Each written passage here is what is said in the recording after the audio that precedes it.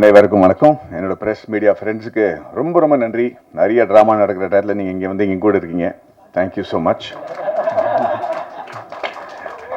எங்கள் வாழ்க்கையில் எது ஒரு பெரிய ட்ராமாவாக இருக்குது. ஏன்னா இன்னும் 2 நாள் இந்த படம் ரிலீஸ் ஆக போகுது. அதுதான் பக்கு பக்குன்னு நம்ம இருக்கோம். என்னோட டைரக்டர் வந்து இன்னைக்கு ஏற்கனவே அவர் பேசுனது கேட்டிருக்கீங்க. எவ்வளோ ஆர்வத்தோடு பேசுகிறார், எவ்வளோ இன்ஃபர்மேஷனோட பேசுகிறார் அப்படின்ட்டு. ஆனால் வெற்றி வேலையில் பேசுகிற பேச்சு இன்றைக்கே பேசிட்டார் அவர். ஸோ அதனால் நான் அந்த நன்றிங்கிறது தான் அந்த அப்புறம் தான் சொல்ல போகிறேன். ஏன்னா எனக்கு நல்ல ஞாபகம் இருக்குது. என் முதல் படம் முடிச்சப்புறம் மணி சார் கிட்ட போய் நான் ஒரு நல்ல இமெயில், அப்போ தான் இமெயில் புதுசாக வந்துருச்சு, அவருக்கு நான் இமெயில் எழுதினேன். இந்த படம் பெரிய ஹிட் ஆகிடுச்சு, எல்லோரும் நல்ல பேர் புகழெலாம் கிடச்சிருச்சு. ஸோ மனசில் இருக்கிறதெல்லாம் அப்படியே ஒப்பி எழுதி 2-3 பேஜுக்கு 2-3 சைடுக்கெல்லாம் அந்த இமெயில் அனுப்பிச்சு ரொம்ப நன்றிங்க. ஒரு ஒரு பெரிய ப்ரொடியூசரில் கூட தான் மகனுக்கு இந்த மாதிரி ஒரு இன்ட்ரடக்ஷன் கொடுக்க முடியாது அப்படின்னு நிறைய விஷயங்கள் எழுதினேன். மணி சார் வந்து தான் படத்தில் வர வசனங்கள் மாதிரி 2 லைன் நான் பதில் சொன்னார். அவர் ஒன்றுனா தேவையில்லாத உன்னோட கிராட்டிடியூட் எல்லாருக்கும் சொல்லிட்டு தெரியாத, நான் உனக்காக எந்த உபாவமும் பண்ணல, என் படத்துக்கு என்ன நல்லதோ அதான் நான் செஞ்சேன், அதே மாதிரி நீ படம் பண்ணும்போது அப்படி தான் செய்வேன் அப்படின்னு நம்புறேன்ட்டு இமெயில் நிறுத்திட்டாரு. ஸோ நானும் அதே மாதிரி இப்போ என்னோட நண்பர்களுக்கு இந்த டீமில் இருக்கிற யாருக்குமே நன்றி சொல்ல போகுது இல்லைங்க. அது நான் வெற்றி வேலைக்காக நான் வெயிட் பண்ணிட்டு இருக்கேன்னு நான் விக்ரம் வேதா டயத்தை கூட சொல்லியிருக்கேன். அதை நான் இப்போ அந்த மாதிரி ஒரு வாய்ப்பு கிடைக்குங்கிற நம்பிக்கையில் எல்லாருக்கும் தைரியமாக நான் நன்றி சொல்ல போவதில்லை. ஆனால் சில பேருக்கு நன்றி சொல்லி ஆகணும். ஜிடி நாயுடுங்கிற ஒரு படம் பண்ணுறதுக்கு முன்னாடி நம்ம என் வாழ்க்கையில் சில ரியல் லைஃப் கேரக்டர்ஸ் அமைஞ்சிருக்காங்க. எனக்கே தெரியாமல், தெரிஞ்சோ தெரியாமலாம் நிறைய பேர். ரங்தே பசந்தி பண்ணும்போது ஸ்குவாட்ரனில் ரஜய் ராத்தோட, அதுவும் ஒரு ரியல் கேரக்டர் பேஸ் பண்ணி தான் இருந்துச்சு. குருங்கிற படம் பண்ணும்போது என்னோட கதாபாத்திரம் அது ஒரு ரியல் லைஃப் கேரக்டர் பேஸ் பண்ணி இருந்துச்சு. அண்ட் ராக்கெட்ரி, அஃப்கோர்ஸ் துரேந்தர், அண்ட் இப்போ ஜிடி நாயுடு.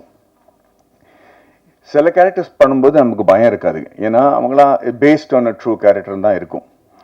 ஸோ அதோட படம் ஜெயிச்சுன்னா நல்லது, ஜெயிக்கலன்னா படத்தை பற்றி தான் எல்லாரும் பேசுவாங்க. ஆனால் ராக்கெட்ரிங்கிற ஒரு படம் பண்ணும்போது ஒரு உண்மையான உயிரோடு இருக்கிற ஒரு மனுஷனோட வாழ்க்கையை பற்றி நம்ம பேசிகிட்டு இருக்கோம். படத்தை நம்ம சரியாக எடுக்கலன்னு வச்சுக்கலாம், ஏற்கனவே இருக்கிற பிரச்சனைக்கு அது அதிகமான ஒரு பிரச்சனை ஆகிறதுக்கு வாய்ப்பு இருக்குது. அதனால் நான் ஏன் நன்றி சொல்ல விரும்புகிறேன்னா, முதல்ல GD Naidu sir, Rajkumar sir, Gopal sir, அந்த ஃபேமிலிக்கு. ஏன்னா இவங்க வந்து எங்களுக்கு வெறும் ஒரு படம் பண்ணுறதுக்கு வாய்ப்பு கொடுக்கல, ஜிடி நாயுடுன்னு ஒரு கதாபாத்திரத்தை பற்றி உலகத்துக்கு சொல்கிறதுக்கு ஒரு வாய்ப்பு கொடுத்துருக்காங்க. அது நம்ம கரெக்டாக பொறுப்போடு எடுத்துகிட்டு போய் சொன்னாதான் அவரை பற்றியான நல்ல விஷயங்கள் மக்களுக்கு தெரியும். அந்த படத்தை நம்ம சொதப்பிட்டோன்னா அது வந்து பாதிக்கக்கூடிய லெவலில் இருக்கும். அதை நான் இப்போவே சொல்லிடுறேன். அதனால் அந்த பயத்துலையும் அந்த மரியாதையோடையும் தான் எல்லாருமே இந்த படத்தில் வேலை செஞ்சுருக்காங்க. ஏன்னா we cannot afford to be wrong or inaccurate about such an impossibly unbelievable character like G.D. Naidu. So we took that very seriously. Sir, thank you very much for trusting us with the reputation of this man, and I hope that we do justice by him. இரண்டாவது வந்து நான் ஏன் நன்றி இதில் சொல்கிறேன்னா, இந்த விழாவில் மக்கள் வந்து இந்த படத்தை ஏன் பார்க்கணும், அதை பற்றி தான் நான் இப்போ பேச விரும்புகிறேனே தவிர நன்றி அப்புறம் நான் சொல்லிக்கிறேன். பட் ஏன் இப்போ இந்த நன்றி சொல்லணும்னா, இதுலேயும் ஏன் மக்கள் வந்து படத்தை பார்க்கணுங்கிறது இருக்குது. அது அடுத்தது வந்து அரவிந்த் சார் நானும் எப்போ பார்த்தாலும் அப்படியே உட்காந்துருப்பார், தூங்கிட்டு இருக்கிற மாதிரி இருப்பார், அண்ணா எல்லாத்தையும் கேட்டுருப்பார். அவர் நானும் அவரும் கிட்டத்தட்ட 23 வருஷமாக ஒரு ஃப்ரெண்ட்ஸாக நான் இருந்திருக்கோம். என்ஜினியரிங் மேலே எனக்கு எவ்வளோ ஆர்வம் இருக்கோ அதுக்கு 10 மடங்கு மேலே அவருக்கு நாலேஜும் இருக்குது, ஆர்வமும் இருக்குது. நான் என்ஜினியர் கிடையாது, நான் என்ஜினியரிங் படிக்கல, ஆனால் இன்ஜினியரிங்கோட மிகப்பெரிய ஃபேன். அதனால் எனக்கு என்னோட எக்ஸைட்மெண்ட்டுக்கு வந்து ஒரு துணையாக இருந்தது வந்து அரவிந்த் சார் தான். பிகினிங்லேயே வந்து ஹெலிகாப்டர் எப்படி பண்ணணும், அது எப்படி பறக்க வைக்கணும், ஆர்சி ஹெலிகாப்டர், உண்மையான ஹெலிகாப்டரில் ஆர்சி ஹெலிகாப்டர் பிளேன்ஸ் அதெல்லாம் பறக்க வைப்போம். அதுலேயே கீழே வந்து என்னோடய ஃபோனை ஒட்டி அது எப்படி ட்ரோனை ஆக்குவோம், மேலேருந்து எப்படி ஃபோட்டோ எடுக்க முடியும் அப்படின்னு நிறையா எக்ஸ்பெரிமெண்ட்ஸ்லாம் நம்ம பண்ணியிருக்கோம். ஆனால் அவர் ஒரு சினிமாட்டோகிராஃபர், ஒரு டிஓபி, நிறையா படங்கள் பண்ணியிருக்காரு. இவ்வளோ நல்ல ஃப்ரெண்டாக இருந்தால் கூட நானும் அவரும் சேர்ந்து வேலை செய்கிறதுக்கு வாய்ப்பு கிடைக்கல. அவர் என்கிட்ட சைடாக சொல்லுவார், நம்ம 2 பேரும் எனக்கு ஒரு படமும் கிடைக்கல உங்க கூட மாடி அப்படின்னு அவர். எனக்கும் அது புரியல, ஏதோ ஒரு காரணத்துக்கு அது அமையாமையே இருக்கும். ராக்கெட்ரிங்கிற படத்தில் கூட அப்போ அங்கே நான் பாம்பே போய் செட்டில் ஆகிட்டேன். ரொம்ப நாளுக்கு அப்புறம் தான் தொடர்பே நமக்கு ஸ்டார்ட் ஆகுது. ஆனால் அப்போ கூட நம்ம நடுநூலில் பேசுவோம் பார்த்தா நிறைய நாள் ஒரு கிட்டத்தட்ட 6-8 மாதமாக பேசலை நம்ம, என்னால் பிஸியாக இருந்துட்டேன். திடீர்னு ஃபோன் பண்ணி அவருக்கு நான் ஃபோன் பண்ணுறேன், அரவிந்த் சார் எனக்கு ப்ராஜெக்ட் கிடச்சிருச்சு, நீங்கள் வரீங்களா அப்படின்னு கேட்டிருக்கேன். என்ன ப்ராஜெக்ட் மேடம்? ராக்கெட்னு ஒரு ப்ராஜெக்ட். ஓ வெரி குட். நான் என்ன பண்ணுவோம், நீங்கள் வாங்க என் கூட துணையா இருங்க, இந்த படத்தை நம்ம பண்ணுவோம், உங்களுக்கு இன்ஜினியரிங் பற்றி நிறைய தெரியும், வரீங்களா அப்படின்னு கேட்டேன். வரேனே அப்படின்னாரு. எப்போ வரணும் அப்படின்னு கேட்டார். ஒரு 3 மணி நேரத்தில் ஃப்ளைட் இருக்குது, பாம்பேக்கு வந்துடுறீங்களான்னு கேட்டேன். நம்ப மாட்டீங்க, குடும்பத்தோடு வந்துட்டாங்க சார். அவங்களும் அவங்க ஒய்ஃப், எனக்கு ரொம்ப பிடிச்ச ஒரு லேடி வைஷ்ணவி மேம், 2 பேரும் சேர்ந்து அன்னைக்கு வந்தவங்க ராக்கெட்ரி முடிஞ்சு ரிலீஸ் வரைக்கும் என் கூடயே இருந்திருக்காங்க. ஏன் சொல்ல வரேன்னா, இவர் இந்த சப்ஜெக்ட் என்கிட்ட கொண்டு வரும்போது எனக்கு இதுல ஒரு பயங்கரமான தத்துவம் இருக்கும் அப்படின்னு புரிஞ்சிருச்சு. ஏன்னா லேஸ்ல கொண்டு வர மாட்டார். அப்படி கொண்டு இந்த இன்ஜினியரிங்கோட ஆள். எனக்கு ஜிடி நாயுடு பத்தி தெரியாதுங்க. எனக்கு தெரிஞ்சதெல்லாம் கவுண்டமணி சார் ஒருத்தரை பெரிய ஜிடி நாயுடு திட்டுறது தான் தெரியுமே தவிர அவர் என்ன பெரிய சயின்டிஸ்டா அப்படின்னு கேள்விப்பட்டிருக்கேன். அதுக்கு மேல எனக்கு அவரை பத்தி தெரியாது. அதுவே ஒரு பயங்கர குற்றுணர்ச்சியோட தான் நான் இப்போ ஃபீல் பண்றேன். ஏன்னா அரவிந்த் சார் இந்த ஆளை பத்தி சொல்லும்போது எனக்கு ரொம்ப நான் ரொம்ப பிரமிச்சு போயிட்டேன். சரி, இவரை பத்தி ஏன் மக்களுக்கு தெரியல அப்படிங்கிறது. இந்த படத்தோட நோக்கமே ஜிடி நாயுடுன்னு ஒரு ஆளை பத்தி நம்ம தமிழ் சிலபஸ்ல ஒரு சாப்டர் இருக்கணுங்கிறத போராட்டம் தான். நம்ம அதித்தி பாலனோட போராட்டம் அந்த படத்துல சாப்டர் இல்லைன்னு நான் கேள்விப்பட்டேன். அது எனக்கு ரொம்ப தப்பா தோணுச்சுங்க. அண்ட் அதுக்கப்புறம் இந்த கதை எப்படி நடந்துச்சு, யார் என்ன பண்ணாங்கன்னு ஏற்கனவே எல்லாரும் பேசியிருக்கிறாங்க. பட் அதுக்கு என்ன the root cause of me getting involved with this project எப்படின்னா, எனக்கு ஒரு பாம்பு புல் மாதிரி பிடிச்சா விட்டு மாட்டேன். ஸோ வச்சா கொடுமை சர்ச்சா மாட்டேன் லெவலுக்கு போயிடுவேன். அதுதான் இந்த படத்தில் எனக்கு நடந்துச்சு. ஏன்னா அந்த கதை கேட்ட உடனே ரியலைஸ், இந்த ஆளை பற்றி ஏன் மக்களுக்கு தெரியல, ஏன் நம்ம இந்த மாதிரி ஒரு மிகப்பெரிய மேதையை நம்ம பொத்தி வச்சிருக்கோம், யாருக்குமே ஒன்றும் தெரியாது. சத்யராஜ் சார் சொன்ன மாதிரி வெளிநாட்டில் போய் ஒரு சின்ன பாறாங்கல்லுக்கு ஏதாவது ஒரு டிஸ்கிரிப்ஷன் கொடுத்து அதை ஒரு டூரிஸ்ட் அட்ராக்ஷன் ஆக்கி வச்சு கொண்டாடிடுவாங்க ஒரு கிராமத்தில். நம்ம போயிருக்கோம் நிறைய வாட்டி பார்த்து, என்னடா இல்லை இந்த மாதிரி நம்ம நாட்டில் மூளைக்கு மூலம் இருக்கு, இது இப்படி பெரிய டூரிஸ்ட் அட்ராக்ஷனாக பண்ணி வச்சிருக்காங்களே நம்ம நிறைய வாட்டி யோசிப்போம். ஆனால் இந்த மாதிரி ஆளுங்க நம்ம கிட்ட இருக்காங்க, அவங்கள பற்றி தெரியாமல் இருக்கிறது ரொம்ப பெரிய விஷயம். ஸோ அவரை பற்றி ஏன் தெரியணும்? ஏன்னா இன்னைக்கு நடக்கிற பல விஷயங்கள் அவர் அன்னைக்கே பண்ணிட்டாரு. ஊபருங்கிற விஷயம் இப்பதான் நமக்கு தெரியும். அது அவரு அன்னைக்கு கிட்டத்தட்ட 80 வருஷம் முன்னாடியே பண்ணிட்டாரு. அந்த மாதிரி பல விஷயங்கள் இந்த படத்துல நீங்க பார்க்க போறீங்க. இதை பத்தி இப்ப நீங்க அப்படி திரும்பி பின்னோக்கி பார்க்கும்போது, இவரை பார்த்து தான் இவங்க கத்துக்கிட்டாங்களா, பில்கேட்ஸ் இவரை பார்த்து தான் கத்துக்கிட்டாரா அப்படிங்கிற ஒரு ஃபீலிங்கே நமக்கு வரும். ஏன்னா அவர் பில்கேட்ஸ் செஞ்ச பல விஷயங்கள் இவர் செஞ்சிருக்காரு. ரெண்டாவது, நானும் கிருஷ்ணகுமார் என்ன முடிவு பண்ணோம்னா, கதையில இது வரைக்கும் அவர் பத்தி ஏற்கனவே தெரிஞ்ச விஷயங்கள்லாம் நம்ம சொல்ல போறது இல்லை. ஏன்னா அவர் பத்தி தெரிஞ்ச இவர் இன்வென்டரா இருக்காரு, இவ்வளவு விஷயங்கள் இன்வென்ட் பண்ணாரு, அதெல்லாம் பெரிய படத்துல ஒரு 10% தான். ஆனா இவர் என்ன மாற்றங்கள் கொண்டு வந்த முயற்சி செஞ்சாரு, அந்த மாற்றங்கள் இஸ் இன்கிரெடிபிளுங்க. ஃபீமேல் எஜுகேஷனாக இருக்கட்டும், எஜுகேஷனல் ரிஃபார்ம்ஸாக இருக்கட்டும், அக்ரிகல்ச்சராக இருக்கட்டும், பாலிடெக்னிக்ங்கிற ஒரு வார்த்தை என்னன்னு இவரால தான் நமக்கு தெரியுது. பாலிட்டிக்கை இன்வென்ட் பண்றதே இவர் தான் ஒரு சுச்சுவேஷன். அப்படி am I right? This is factually. So அந்த மாதிரி இருக்கும்போது ஏன் இவரோட கதையை பொத்தி வச்சிருக்காங்கிறத எனக்கு புரியல. அண்ட் தென் முழு கதை கேட்கும் போது நான் மிரண்டுட்டேன். இன்னைக்கு இருக்கிற ஸ்டார்ட் அப்ஸ், இப்போ நிறைய பேர் நம்ம நாட்டில் சின்ன சின்ன லேடிஸ் எல்லாம் ஊர்கா விற்று அப்பளம் பண்ணி விற்று பல லட்சம் ரூபா மாசத்துக்கு சம்பாதிக்கிறாங்க. Because they started their own enterprise. அது ஸ்டார்ட் பண்ணி ஒரு ப்ராடக்ட் இருக்கிறது மட்டும் இல்லை, அது எப்படி பாதுகாப்பாக வச்சுக்கிறது, அதோட கம்ப்ளைன்ஸ் என்ன, how do you start the company, how do you do the taxation, how do you do the compliance, quality control, இதெல்லாம் பண்ணி how do you start a bank account, how do you get this money in your account, how do you sell it online, இதெல்லாம் படிக்காதவங்க பண்ணிட்டு இருக்காங்க. And சத்தியமா சொல்றேன், their earning in lakhs of rupees. But அவங்களோட அந்த ஊர்கா செய்யற திறமைக்கு தவிர இந்த ஆண்டர்பிரினர்ஷிப் எப்படி பாதுகாப்பா வச்சுக்கணும், எது இந்த கம்பெனி நம்ம கிட்ட யாரும் எடுத்துட்டு போக கூடாது, இந்த மாதிரி பல விஷயங்கள் இருக்கு இல்லையா, அதெல்லாம் அவர் அப்பவே செஞ்சு வச்சிருக்காரு. அண்ட் இன்னைக்கு ஜிடி நாயுடு நம்ம அன்னைக்கே கொண்டாடி இருந்தோம்னு வச்சுங்களேன். அன்னைக்கு முதல்ல வெள்ளைக்காரங்க அவங்கள ஸ்டாப் பண்ணாங்க, அவருக்கு கிடைக்கக்கூடிய மரியாதை கொடுக்கல, அவங்களுக்கு கிடைக்கக்கூடிய அவர் சக்சஸ்ஃபுல் ஆகிறதுக்காக நடுவில் நின்னாங்க. ஆனா இந்த படத்தோட டேக்லைனே feared by the British and forgotten by his countrymen. ஏன் ஃபியர் பண்ணாங்கிறது கூட நீங்க பார்க்கணும். ஏன்னா என்னைக்கும் அவரு பிரிட்டிஷ்கார முன்னாடி தலை குனியவே இல்லை. பிரிட்டிஷ்காரங்க ஜிடி நாயுடு பொறுத்த வரைக்கும் ஜெயிக்கவே முடியலைங்க. கடைசி வரைக்கும் அவங்க நாட்டை விட்டு ஓட்டுற வரைக்கும் அவர் அவங்களால ஜிடி நாயுடுக்கு ஒண்ணுமே செய்ய முடியல. ஆனா அதுக்கப்புறம் வந்த பிரச்சனை தான் இன்னும் வருத்தமா இருந்துச்சு. நம்ம ஆளுங்களே போட்டு அவரை ஸ்டாப் பண்ணிட்டாங்க. ஏன்னா அவர் இன்னைக்கு நம்ம ஸ்டாப் பண்ணலன்னு வச்சுக்கலாம், Coimbatore would be one of the biggest industrial hubs in the world. அந்த காலத்திலேயே ஒரு மிகப்பெரிய கம்பெனி கோயம்புத்தூருக்கு வந்து இன்னைக்கு கோயம்புத்தூரோட கதையே வேறையா இருந்திருக்கும், இந்தியாவோட கதையே வேறையா இருந்திருக்கும். அந்த காரணத்துக்காக தான் இந்த படம் பார்க்கறது இம்பார்ட்டன்ட்டுங்க. பத்திரிகை நண்பர்களுக்கும் ஊடக நண்பர்களுக்கும் என்னுடைய முதற்கண் வணக்கத்தை தெரிவிச்சுக்கிறேன். எனக்கு இந்த படத்தில் நடிக்க ஆரம்பித்த அப்போ ஃபஸ்ட்டு ஏற்பட்டது ஒரு குற்ற உணர்வு தான். ஏண்டா கோயம்புத்தூர்லேயே பிறந்து வளர்ந்துக்கிற, இவ்வளோ நாள் போய் நீ ஜிடி நாயுடு மியூசியத்தை நீ பார்க்காம இருந்திருக்கிறிய அப்படின்னு ஒரு ஃபீலிங். எனக்கு ராஜ்குமார் சார் கூப்பிட்டு போய் காட்டினார். எப்படி இவ்வளோ நாள் நம்ம மிஸ் பண்ணோம். எங்களுக்கு ஸ்கூலுக்கு போகிறப்பங்க சைக்கிளில் போகிறப்ப நம்மளுக்கு 2 விஷயம் தான் தெரியும் தாத்தா பற்றி. ஏதோ ஜிடி நாயுடு ஒருத்தர் இன்ஜெக்ஷன் போட்டு இவ்வளோ பெரிய பப்பாளி பழம் பண்ணியிருக்கிறாராமா, அது ஒன்று. அப்புறம் வந்து ஒரு ரேசர் மோட்டர் ஏதோ ரேஸ் ஆகலாம், அதை வச்சு அதுவே சேவ் பண்ணி விட்டுருமாமா அப்படின்லாம் பேசிக்குவோம். ஸ்கூலில் போகிற வழியில் நம்ம யூஎம்எஸ் பில்டிங் வழியாக தான் போவோம், கன்ஸ்ட்ரக்ஷன் ஃபார் டிஸ்ட்ரக்ஷன்ட்டு.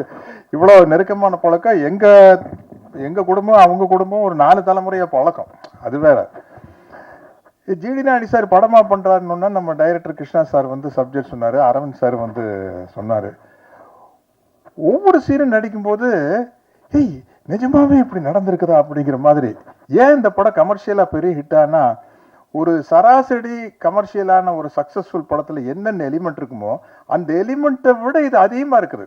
ஒரு சேலஞ்ச் இருக்குதா, தொட தட்டுற விஷயம், அண்ணாமலையில் ரஜினி சார் குறிச்சு வச்சுக்காங்கிற மேட்டர் இருக்கு இல்லையா, அதெல்லாம் ரியலாகவே நடந்திருக்குது. அப்புறம் ஃபஸ்ட்டு நான் வந்து ஸ்டண்ட் ஆன விஷயம் வந்து மாதவன் சார் வந்து மிக மிக மிக அழகான நடிகர்களில் உலகத்தில் அவர் ஒருவர்னு சொல்ல, மிக முக்கியமானவர் சொல்ல. அவர் வந்து நாங்கள் 2 பேரும் ஒரு ஹோட்டலில் ஸ்டே பண்ணியிருந்தோம். இவர் என்ன பண்ணார், கூட மேக்கப் மேன் மற்ற டிபார்ட்மெண்ட் யாரை கூப்பிட்டு வந்து இவர் மட்டும் பெல் அடித்து கதவை தட்டிக்கிறாரு. திறந்தா ஜிடி நாயுடு சாரினுடைய லாஸ்ட் கெட்டப் நிற்கிறாரு. யா யா யா மேடி என்ன இது அப்படிங்கிற மாதிரி. அது நம்ம மேக்கப் டிபார்ட்மெண்ட்டுக்கும் அதனுடைய பாராட்டுகளை சொல்லணும். அவ்வளோ பெரிய சேஞ்சுங்க, அவ்வளவு டெடிக்கேட்டடா. அப்புறம் அடுத்த நாள் ஷூட்டிங் போகையில் நம்மளுக்கு வந்து உள்ளுக்குள்ள ஒரு சேலஞ்சு.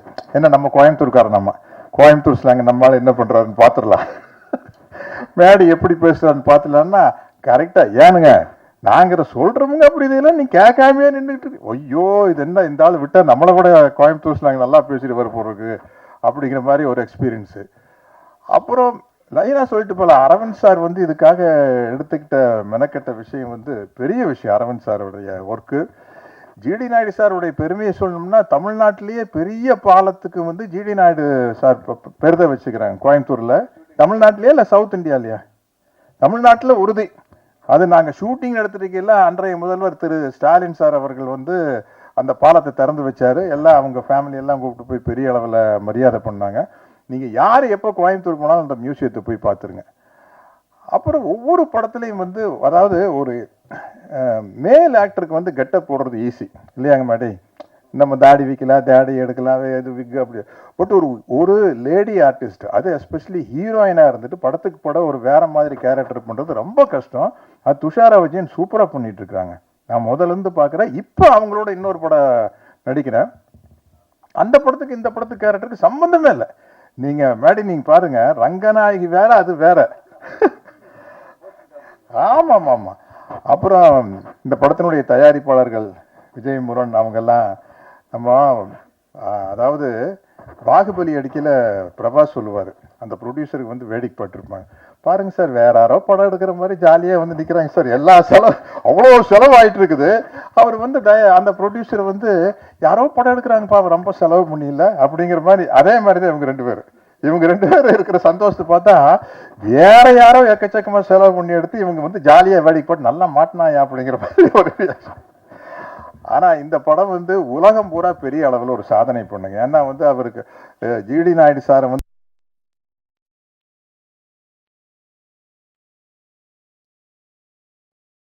இந்தியான்னு போட்டிருக்காங்க. நம்ம எப்பவுமே வெளிநாட்டுக்காரங்களை அதிகமாக புகழ்வோம். அஃப்கோர்ஸ் சினிமாங்கிறது எடிசன் கண்டுபிடிச்சது தான். நான் வந்து சிகாகோவிலேருந்து நயாகரா ஃபால்ஸுக்கு போகிற வழியில் ஒரு லெஃப்ட் சைடில் ஒரு சின்ன கிராமம், அதுதான் வந்து எடிசன் பிறந்த கிராமம். போர்டு வச்சுருந்தது. எனக்கு ரொம்ப விஞ்ஞானிகளை மதிக்கணுங்கிற ஒரு எண்ணம் இருக்குது. ஒன்று அந்த கிராமத்துக்குள்ளே போனால் அவருடைய கண்டுபிடிப்புகளை எல்லாம் வச்சுக்கிறாங்க, எடிசனுடைய கண்டுபிடிப்புகள்லாம். அதை பார்த்துட்டு நம்ம ஜிடி நாயுடு சார் மியூசியத்தை வந்து ராஜ்குமார் சார் கூப்பிட்டு போய் காட்டினாரு. இது வந்து அதை தாண்டின விஷயம், உண்மையில சொல்கிறேன். நம்ம எல்லாருக்கும் ஆளரை தூக்கி விட்டுக்கலாம், அதை தாண்டின விஷயம். அதை வந்து நம்ம மேடி அவர் எடுத்து நடித்த விதம் என்ன, நிறைய ஸ்டேஜஸ் இருக்குது. ஒரு கிட்டத்தட்ட 25 வயசில் ஆரம்பிச்சிருமா கதை, ஆரம்பித்து அவருடைய டெத்து வரைக்கும் போகுது. எல்லாமே வந்து வித்தியாசமான கேரக்டர்ஸு. இந்த மாதிரி ஒரு பயோபிக்கை வந்து கிருஷ்ணா மாதிரி டைரக்டர்னால தான் அதை டிசைன் பண்ண முடியும். ரொம்ப ரொம்ப கஷ்டமான விஷயங்க. அதை சொல்லி அந்த குடும்பத்தில் அப்ரூவல் வாங்கி, எனக்கு இதில் வந்து ராமையா பிள்ளைன்னு ஒரு கேரக்டர். நான் கேரவானில் உட்காந்துருக்கிறேன், என்கிட்ட அஸ்டின் வந்து சொன்னார், சார் ராமையா பிள்ளை ஃபேமிலி உங்களை பார்க்க வந்துருக்குறாங்க, அவர் பேரன் வந்திருக்காருன்னு. நான் பேரன்னா நானா நினச்சிட்டு ஒரு 10 வயசு போய் ஆஃப் பேண்ட் போட்டு நின்றுருப்பார் அப்படின்னு. வெளியில் வந்து பார்த்தா அவர் கிட்டத்தட்ட என் வயசாச்சு, 65 வயசு 70 வயசு இருக்கும். அவர் வந்து சார் நான் தான் ராமையா பிள்ளையுடைய பேர அப்படின்னா, அதுதான் என்னுடைய அந்த கேரக்டர் ராமையா பிள்ளைன்னு. அப்புறம் அவர் சொல்கிறாரு, சார் ராமையா பிள்ளை வந்து உங்கள் பெரியப்பா கிட்ட கணக்கு பிள்ளையாக இருந்தார் சார், அவர் தான் சார் ஜிடி நாயுடு சார் கிட்ட சேர்த்து விட்டார் எங்கள் தாத்தாவை அப்படின்னாரு. அவ்வளோ நெருக்கமான சீன்ஸு. இன்டர்வல் பிளேஸ்மெண்ட் சீன் எல்லாம் தெரிச்சிரும். இந்த இடத்துல வந்து என்னுடைய நண்பர் ஜெயராம் இல்லை பின்னி பெடல் எடுத்திருக்காரு. அத்தனை பேரும் வந்து எக்ஸ்ட்ரானரியாக பண்ணியிருக்கேன். அதித்தி காம்பினேஷன் எனக்கு இல்லை, அதனால் கரெக்டாக என்ன சொல்கிறதுன்னு தெரியல. இந்த படம் வந்து கமர்ஷியலாக பயோபிக்லேயே வந்து மிகப்பெரிய வெற்றி அடைய அப்படிங்கிற நம்பிக்கை இருக்குது. இந்த படத்தில் நானும் இருக்கிறேன் அப்படிங்கிறது எனக்கு ரொம்ப மகிழ்ச்சியாகவும் ரொம்ப பெருமையாகவும் இருக்குது. இந்த படம் இவ்வளோ கிராண்டாக வந்ததுக்கு ரொம்ப முக்கியமான காரணம் ராஜ்குமார் சாருடைய, ஜிடி நாயுடு சாருடைய ஃபேமிலி சப்போர்ட் தான். ஏன்னா இப்போ நீங்கள் பார்த்த காருகள்லாம் இருக்குது, இந்த காருக இந்த எக்யூப்மெண்ட்டுக்கெல்லாம் நம்ம எங்கே போகிறது, ஆர்ட் டிபார்ட்மெண்ட்டில் சொல்லி செய்கிறதுனா பெரிய விஷயம். அந்த ஒரு ஆஸ்டின் ஒன்று பறந்து போவோமே, நான் இருக்கிறேன் சார், என்ன சார் ஆன்டிக் காருக்கு வந்து விலையே இல்லை, நம்ம சொல்கிறதா விலை சார். என்ன சார் ஆஸ்திரேலியாலாம் பறக்க விட்ருக்கீங்க, இது என்ன சார் சிஜியா ஏஐயா சார் அப்படின்னு. சார் ஒரிஜினலாக விட்டோம் சார் அப்படிங்கிறாரு. அதே மாதிரி ஜெர்மனில் அந்த பெரேடு நடக்குது. அந்த நான் கேட்ட அரவிந்த் சார் கிட்ட, சார் இது என்ன சார் சிஜியா ஏஐ அப்படின்னா, இல்லை சார் புதுசாக ஒரு டெக்னிக் வந்திருக்குது, ரந்தனையை சேர்ந்து விட்டு அதுக்கு பேர் ஹைப்ரிட் சார் அப்படின்னாரு. இப்படி பல டெக்னிக் வந்து இந்த படத்தில் புதுசாக எப்படி ஜிடி நாயுடு அவர்கள் வந்து பல புதுமையான விஷயத்தை கொண்டு வந்தாரோ, அது மாதிரி இந்த படம் வந்து பல புதுமையான விஷயங்களை கொண்டு வந்திருக்குது. எல்லாருக்கும் வணக்கம். எங்கள் படத்தை சப்போர்ட் பண்ணதுக்கு, நீங்கள் இங்கே வந்திருக்கிறதுக்கு ரொம்ப நன்றி. அண்ட் ரங்கநாயகி, நான் பண்ண கதாபாத்திரத்தில் இது ஒரு வேறுபட்ட கதாபாத்திரம். நான் வந்து எல்லா ப்ரெஸ் மீட்லையும் இதுதான் சொல்கிறேன், அந்த மாதிரி சேலஞ்சிங்கான கேரக்டர்ஸ் தான் எனக்கு வருது. எனக்கு இந்த வாய்ப்பு தந்த Vijay Moolan sir and Moolan pictures and Krishna sir, Aravind sir and Madhavan sir கூட நடிக்கணும்னா யாருக்கு தான் பிடிக்காது. ஸோ ஐ வாஸ் லைக், நான் அப்பா சார் கூடயும் நடிச்சிட்டேன், மாதவன் சார் கூடயும் நடிச்சிட்டேன், என்னோட மின்னலை மூமெண்ட்டை வாழ்ந்துட்டேன். ஸோ எனக்கு ரொம்ப சந்தோஷம். நான் அஃப்கோர்ஸ் சத்யராஜ் சார் கூட நான் இந்த படம் பண்ணிட்டேன், அடுத்த படமாக அவர் கூட பண்ணுறேன், அதுலேயும் எனக்கு ஒரு பெரிய சந்தோஷம். அதித்தி நானும் பேக் டு பேக் ஃபிலிம்ஸ் பண்ணுறோம். எல்லாருக்குமே கண்டிப்பாக ஜிடிஎன் ரொம்ப பிடிக்கும்.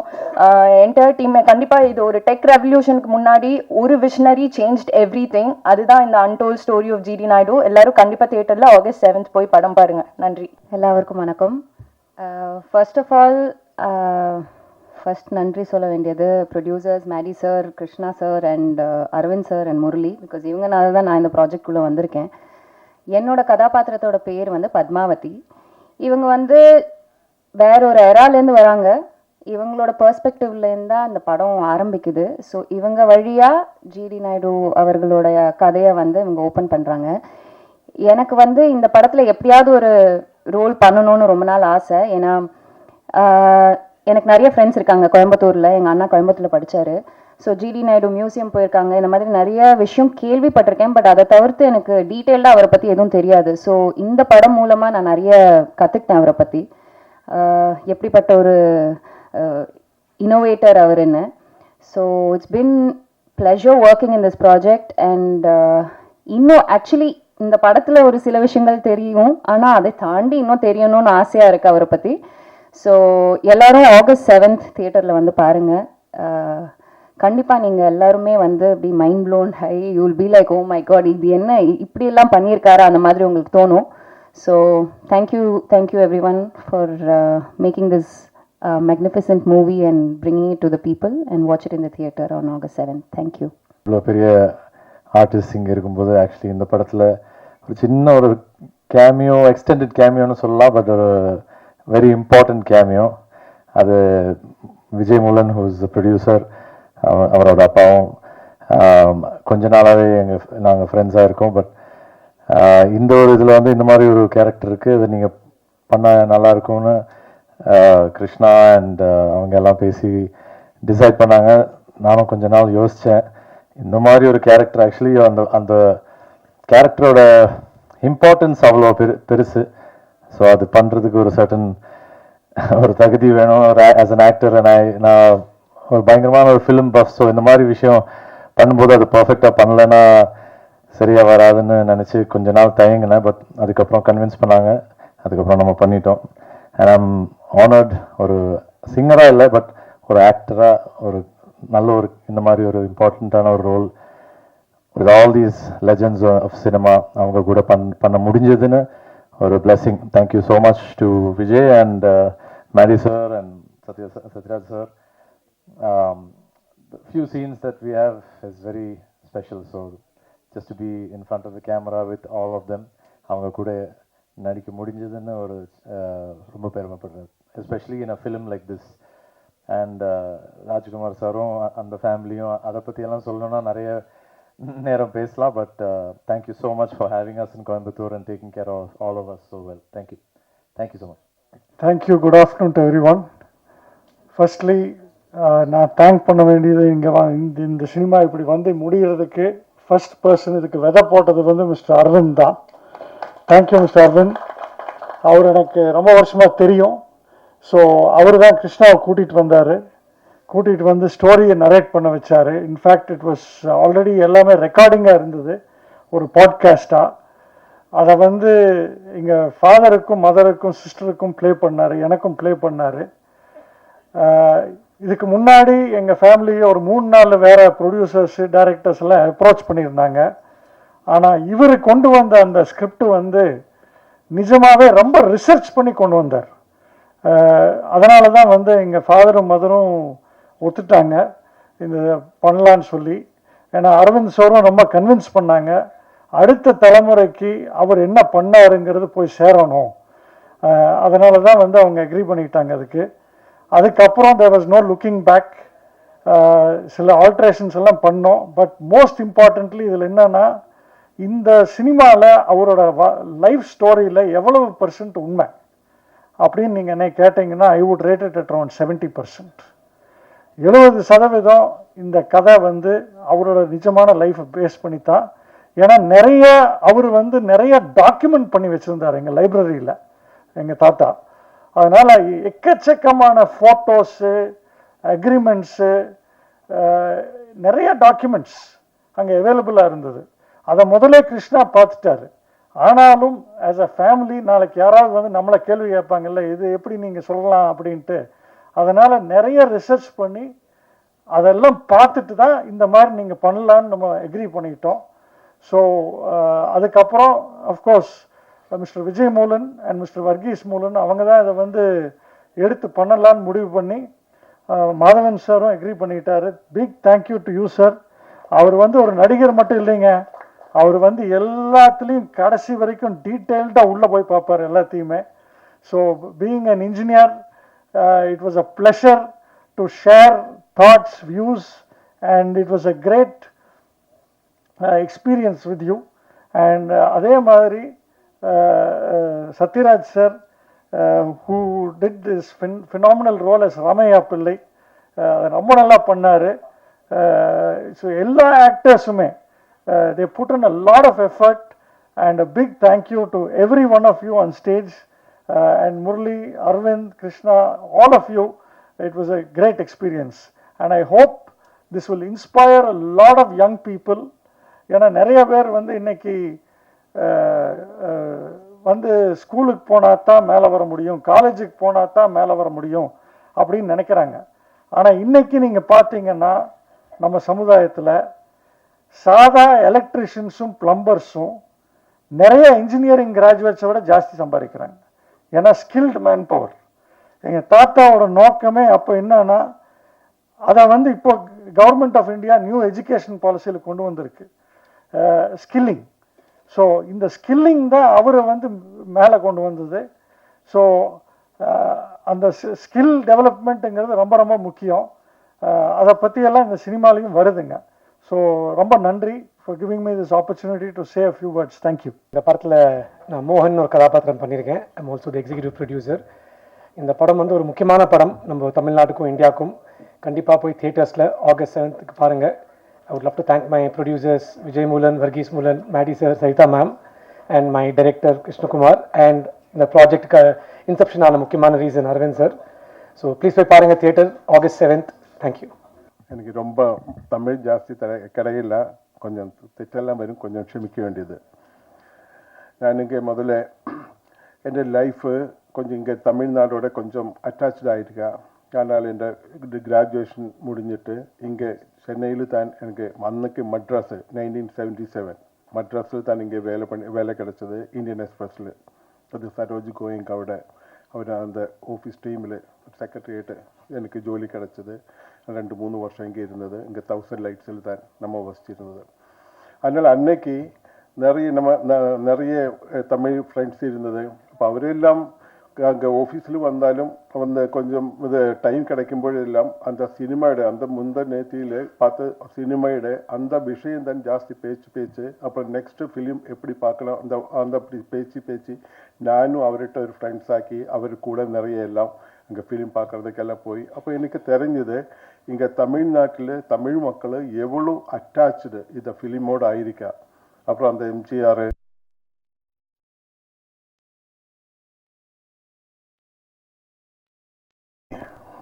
எப்போ வந்திருக்கா, எப்படி அட்டாச்சாக இருக்கு, இதெல்லாம் பார்க்கும்போது எனக்கு என்ன சொல்கிறேன், இவ்வளோ சின்சியராக இவ்வளோ ஓப்பன் மைண்டடாக இந்த சினிமையோட டச்சிங்கில் இவ்வளோ இருக்கிற தமிழ் மக்களோட எனக்கு ரொம்ப வாழ்த்திருக்கா. எப்படியானாலும் அதில் 2-3 வருஷம் முடிஞ்சிட்டு நான் இங்கே டெல்லியில் போய் வேலை பண்ணி அங்கேருந்து சவுதியில் போய் அங்கே 40 years அங்கே ஒர்க் பண்ணிவிட்டு இப்போயும் அங்கே பிஸ்னஸ் தான். அப்போ இப்போ வரும்போதும் கொஞ்சம் காலேஜ் ஸ்டடி மட்டும் அதுக்கப்புறம் ஸ்கூலு மட்டும் நான் அங்கே கேரளாவில் இருந்தது. அப்புறம் பாக்கி எல்லாம் வெளியூரில் தான் வேலை பண்ணியிருக்கேன். இப்போ பிஸ்னஸ் பண்ணுறேன். அதுதான் இங்கே தமிழில் சினிமா பிடிக்கிறதுக்கு எனக்கு ரொம்ப ஆசை இருந்தது.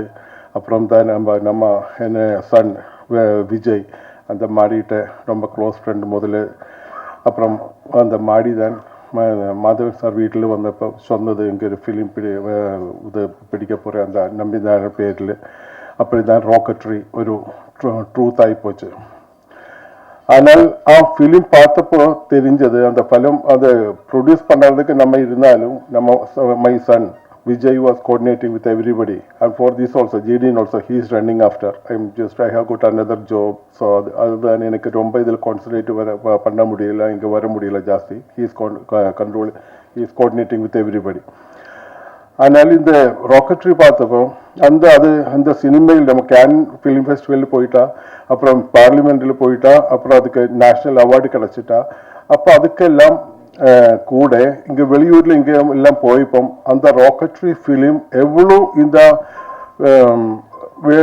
ലോകത്തിൽ அந்த ആൾക്കാരുടെ ഐഡിയാസ് ചേഞ്ച് பண்ணிட்டா. എപ്പോഴും ഒരു wrong history how it was corrected by this film. I could witness it with a great happiness. அப்படிதான் இது. அப்புறம் நான் இங்கே சென்னையில் இருக்கும்போது தான் நான் கேட்டிருந்தது அந்த ஜிடி நாயுடு விஷயம் ஜாஸ்தி கடையில்ல கேட்டிருந்தது.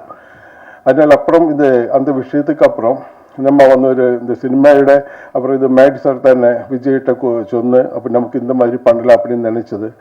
அப்புறம் இங்கே ராஜ்குமார் வீட்டுக்கெல்லாம் நம்ம போய் அவர்கிட்ட எல்லாம் இதெல்லாம் அந்த மியூசியம் இதெல்லாம் பார்க்கறதுக்கு ஒரு அவசரம் கிடைச்சது.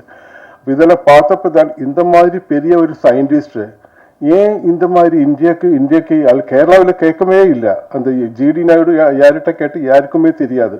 ஆனால் இவ்வளோ பெரிய இது டிஸ்கவரி எல்லாம் பண்ணி ஒரு ஆள் இவ்வளோ பெரிய ஒரு இந்த ஹிஸ்டரியில் he fought against the British in his separate way. How he was ignored by the nation, how he was trodden down by the British. இதெல்லாம் பார்க்கும்போது இந்த ஹிஸ்ட்ரி எவ்வளோ இந்த கிரேட் இந்தியன் எப்படி இதெல்லாம் நம்ம லோக சரித்திரத்துக்கு கொண்டு வரலாம்னு நினைச்சது எனக்கு ரொம்ப ஆசை வந்துட்டாரு. என்னாச்சா இந்த வேர்ல்டு ஹிஸ்டரியில் நிறைய ட்விஸ்டிங் இருக்கா. யாரெல்லாம் ஸ்ட்ராங்காக இருந்தோம், யாரெல்லாம் ரூலிங்கில் இருந்தோம், அவரெல்லாம் அவர் விஷயத்தில் இந்த ஹிஸ்டரியை ட்விஸ்ட் பண்ணுறதுக்கு ட்ரை பண்ணியிருக்கா. இந்த ஜிடி நாயுடு அன்சங் ஹீரோ அந்த மாதிரி தான். ஆனால் அது ஒரு ஹிஸ்டரியை கொஞ்சம் கரெக்ட் பண்ணுறதுக்கு ஞானும் ஒரு நிமித்தமாக எனக்கும் ரொம்ப சந்தோஷம் இருக்கா. இதோட வந்திருக்கா இங்கே ராஜகுமார் சார், அப்புறம் மாடி சார், அப்புறம் சத்யராஜ் கேட்டால் நமக்கு கேரளாவில் யாருக்கு தெரியல, கட்டப்ப சொன்னதான் தெரியும். அவ்வளோ இன்ஃப்ளூயன்ஸ் வந்திருக்காங்க. அப்போ இதுக்கு சொந்த இதெல்லாம் இருக்கா, ஆൾക്കാർ கேட்கும்போது யார் இருக்கா, யாரெல்லாம் இருக்கா, கட்டப்பா இருக்க, ஓ ரொம்ப பெருசு நம்ம பார்க்குறேன் அந்த சினிமா, அப்படி தான் அவர் சொல்கிறேன். அப்படியானாலும் அப்புறம் இது இருக்காம நம்ம பிரியாமணி இருக்கா, அப்புறம் துஷார் இருக்கா, அப்புறம் நம்ம கூட ராஜ்குமார், அப்புறம் நம்ம ஃப்ரெண்டு விஜய், யேசுதாஸ் காலத்திலே நமக்கு ரொம்ப ஆராதனை இருந்தது. அதனால் இந்த மாதிரி நிறைய ஆൾക്കാർ நம்மளோட இதில் வந்திருக்கா, மெயின் டீம் வந்திருக்கா. തീർച്ചയായിട്ടും நான் ரொம்ப ஹாப்பி இவரோட கோஆர்டினேட் பண்ணுறதுக்கு, நீங்கள் எல்லாவது சப்போர்ட் பண்ணுறதுக்கும், இந்த ஒரு ஹிஸ்ட்ரி கரெக்டாக நம்ம லோகத்துக்கு முன்னால் வைக்கிறதுக்கு நீங்கள் மீடியா தான் ഏറ്റവും കൂടുതൽ ഇൻഫ്ലുവൻസ് பண்ணுற அதுக்கு நீங்கள் எல்லாம் சப்போர்ட்டு தேவை. Thank you very much.